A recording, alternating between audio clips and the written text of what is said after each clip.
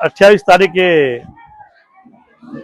પરિણામ આવ્યું નગરપાલિકાનું અને ભાજપ પૂર્ણ બહુમતથી બોડી અસ્તિત્વમાં આવી, પણ એમના 25 સદસ્યો હોવા છતાં આજે આ કપરા સમયમાં આખા ધાનેરામાં જળ સંકટ ઊભું થયું છે। ત્યારે પાણી માટે લોકો વલખા મારે છે, ત્યારે એક પણ સભ્ય જોવા નથી મળતો। એમના 25 સભ્ય હોવા છતાં આજે એક પણ વિસ્તારમાં એમને કોઈના જોડે ઘણા જોડે નંબર પણ નથી। એ અમને ફોન કરે છે, અમે જૂના સભ્ય હતા, અમે બધા ઓળખતા હોય તો એમ જાણ કરે એટલે મારે એમની સેવા પૂરી પાડવી પડે। અત્યારે જે તકલીફ પડી રહી છે પાણીની, એ પાણીની સમસ્યાને તો એ લોકો સાંભળવા તૈયાર નથી, પણ એમને બંગાળની જીતના જશ્ન મનાવવા છે, બંગાળના જીતના ફટાકડા ફોડવા છે।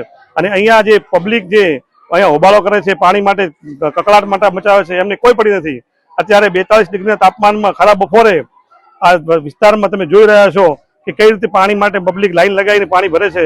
આ સમય તો આજથી 25 વર્ષ પહેલા પણ નહોતો કે જ્યારે આટલી સુવિધા, અત્યારે એટલી સુવિધા હોવા છતાં પાણીનો એટલો કકળાટ હોય, નગરપાલિકા જોડે 15 થી વધારે બોર હોય, એ છતાં પણ આ પરિસ્થિતિ નિર્માણ થતી હોય તો એનાથી શરમજનક વસ્તુ શું હોય? 3 વર્ષના વડદાર શાસનમાં પાણી માટે મોટા સંપો બનાવવાની વાત હતી, પણ એક પણ સંપ નથી બનાવ્યો। ખાલી રોડ રસ્તા ઉપર ડામર લગાવી દીધો છે, બાકી કશું વિકાસ કર્યો નથી। અને આ જે દેખાઈ રહ્યો છે, પ્રજાને પહેલે જ અઠવાડિયામાં ખબર પડી ગઈ છે કે સત્તા માટે આ લોકો ભૂખ્યા હતા, બાકી પ્રજાના કોમ કરવાનું નથી। અને પબ્લિક અત્યારે પહેલા અઠવાડિયાથી પસ્તાવાનું ચાલુ કે હવે હજી તો 5 વર્ષ બાકી, પછી સુધારશે મારું।